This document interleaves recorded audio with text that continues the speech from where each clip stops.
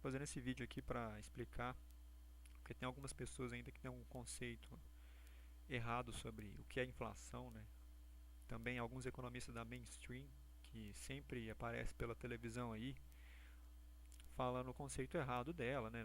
Nos noticiários e tudo mais, né? Então, sem enrolação, vamos começar aqui com essa notícia aqui que apareceu no G1 esse ano, né, sobre o que é inflação. E aqui embaixo já fala, né, aqui, ó, inflação aumenta o preço médio durante o período, né? Já começa mal porque inflação não é isso. Né? Isso é uma consequência da inflação, né? Porque a causa real da inflação é a expansão da base monetária, né? O aumento da oferta monetária que tem de dinheiro circulante no mercado. O que acontece é que quando tem muito dinheiro circulante, ele começa a desvalorizar pela lei da oferta e demanda. Que pelo menos a lei da oferta e da demanda, ela já é um consenso já estabelecido entre todos os economistas, né? Basicamente nesse gráfico aí, ele está falando que quanto maior a oferta de um produto, menor o preço vai ser agregado a ele, né? E quanto maior a demanda pelo produto, maior vai ser o preço ofertado, né? Pelo mesmo produto. Basicamente isso que quer dizer esse gráfico aqui, né, da lei da oferta e demanda, e isso já é aceito por todos os economistas já, um consenso geral entre eles. E isso é aplicável para o dinheiro também. Né? Quando tem muito dinheiro na economia, mais desvalorizado ele vai ser, menos ele vai. E por isso que os preços aumentam, né? Porque o valor do dinheiro diminui. Isso aí está registrado em vários livros, artigos, por exemplo, esse que eu escolhi aí do Ludwig von Mises, chama Seis Lições, vou deixar na descrição aí também. Essa parte destacada de vermelho aí desse trecho aí fala basicamente que no Império Romano eles tinham um sistema monetário, né, de moeda de prata, e aí o rei queria fraudar o sistema, arrecadou as moedas e ele derreteu elas para injetar cobre, né, e mudar a composição do metal para aumentar o número de moedas circulante. Resultado, inflacionou tanta moeda que nem o próprio rei estava aceitando a própria moeda no final das contas, e eles teve que abolir o sistema monetário e começar a operar num regime de feudalismo baseado no escambo, né? Ou seja, em vez de andar para frente, andou para trás. Então aqui continuando aqui mais para frente do livro, desse mesmo livro, inclusive do Mises, que ele relata aqui da época da Alemanha de Hitler, né? Que houve inflação lá absurda, né? Porque o Hitler estava imprimindo tanto dinheiro para poder financiar a indústria bélica, né? Armamento para a guerra da época, que em 1914 o dólar correspondia, cada dólar era 4 marcos. Né? E 9 anos depois o valor foi absurdo. Né? Para cada dólar correspondido era 4,2 trilhões de marcos. Ou seja, o cara inflacionou o mercado inteiro. Né? Ele pensou que ia sair ileso, né? Imprimindo dinheiro e financiando a indústria bélica, né? Tudo bem, né? Aí, final das contas, inflação empobreceu a sociedade inteira, né? Quem paga principalmente essa conta é o pobre e não o rico. Então, todo mundo paga, né? Mas o pobre é o pior, é o mais afetado, porque esse dinheiro da inflação ele não chega muito nele, ele é o último a chegar no pobre. Então, quando os preços dos produtos já estão todos altos, o dinheiro é agora que está chegando nele. Então, ele fica sem nada, nada mesmo. Como vocês podem ver aí as criancinhas brincando de Lego com dinheiro que não valia bosta nenhuma na época, por causa do Hitler. E quem não lembra, no Brasil, aqui um propaganda de 94 aqui mais ou menos, os preços bem baratos, por exemplo, da Coca-Cola, 8,10 cada fardinho de Coca. Hoje em dia você não consegue comprar nenhuma Coca com R$ 8 e olha lá, hein. Então vamos olhar aqui no próprio site do Banco Central, nessa imagem que eu coloquei aqui agora, do valor corrigido do preço dos produtos desde 95 até 2017 na data de referência colocada lá, né? Esse IGPM aqui significa Índice Geral de Preço de Mercado, mas exatamente o quanto que subiu de preço, né, no caso. Então aqui no final aqui está escrito 5,39 vezes, né? Ou seja, um aumento de 5 vezes de preço de lá para cá, um absurdo. Né? Então vamos supor ainda que você não esteja acreditando que é o governo que gera inflação por via de expansão da oferta monetária e coisa e tal, né? É culpa do capitalismo malvadão, do empresário que está explorando todo mundo. Então vamos lá. Então agora que a gente tem toda essa informação e esses dados que eu mostrei, fatos históricos, e fato histórico é o que não falta, né, no caso, tem muito mais. Podia fazer 2 horas de vídeo aqui só falando de fatos históricos desse mesmo tema. Então, agora que a gente tem esses dados, vamos a ter algumas constatações lógicas aqui. É o primeiro ponto. Houve aumento de preço de 5 vezes, só que não foi suficiente para diminuir a demanda, né? Houve aumento de demanda ainda. Esse é o primeiro ponto, né? O aumento de preço tinha que, no mínimo, diminuir a demanda. Então, na segunda premissa, então, se houve aumento de preço concomitantemente com aumento de oferta, então você entra em contradição aí, com o que eu expliquei lá atrás, pela lei da oferta e demanda.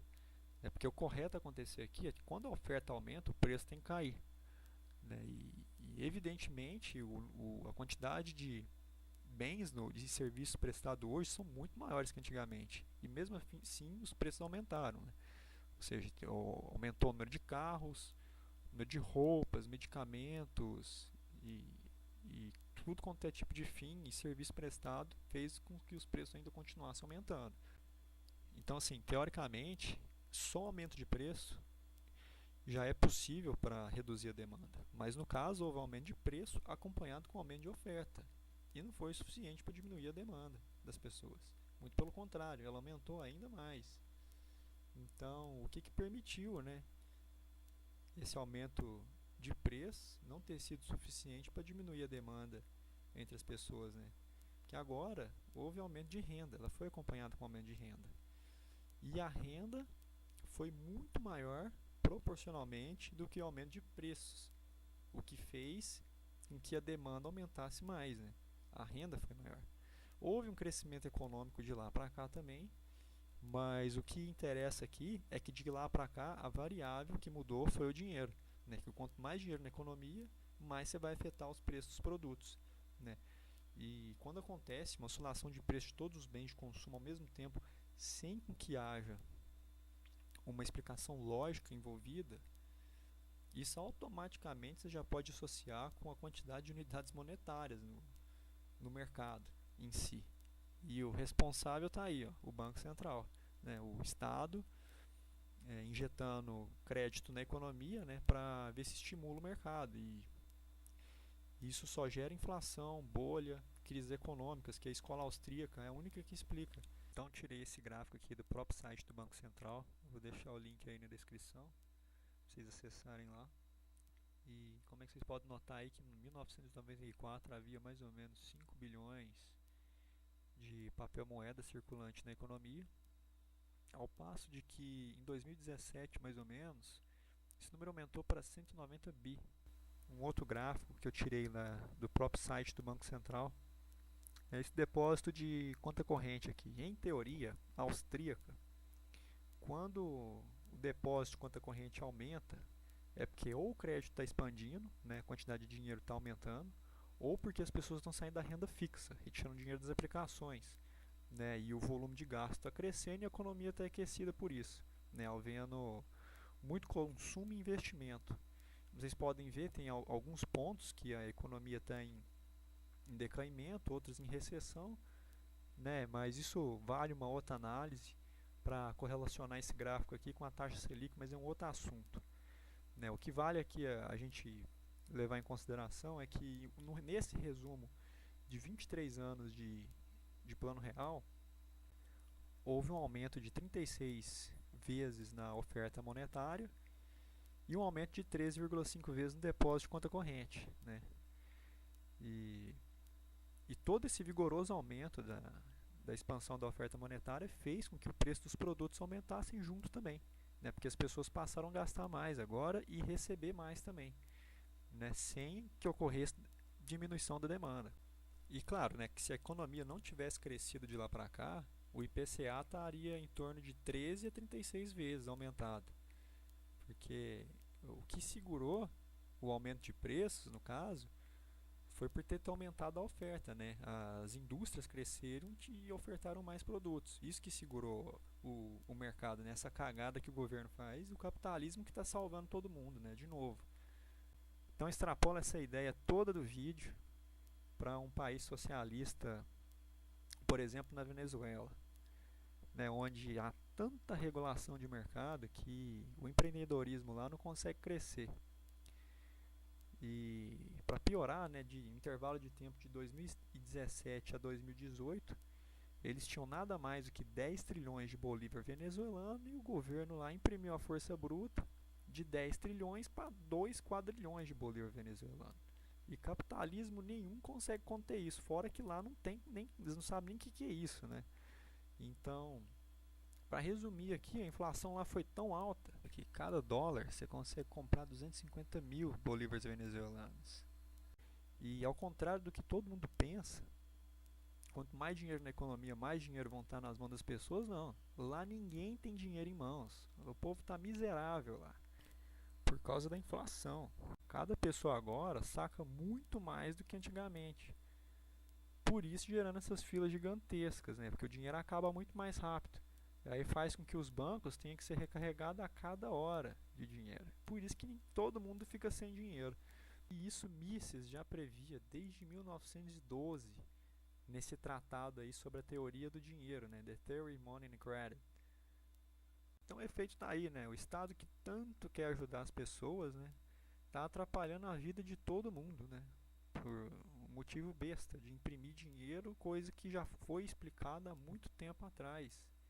Então eu sei que as pessoas do mundo inteiro, né, principalmente aqui no Brasil, vão demorar a perceber que a raiz dos problemas, se puxar a raiz mesmo real do problema é o Estado. Então um jeito, uma solução, um problema desse é esperar que a crise pega todo mundo, né? E as crises subsequentes serão piores que as antecedentes, né? Porque a quantidade de dinheiro sempre vai aumentando desenfreadamente.